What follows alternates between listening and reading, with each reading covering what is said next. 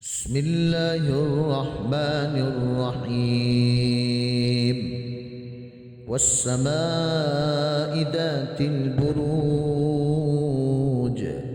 واليوم الموعود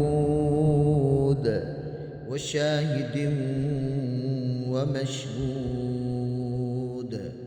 قتل أصحاب الأخدود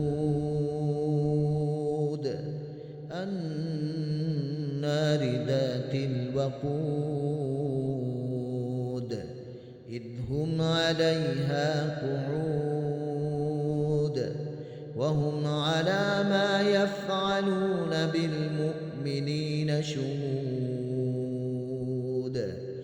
وما نقموا منهم إلا أن يؤمنوا بالله العزيز الحميد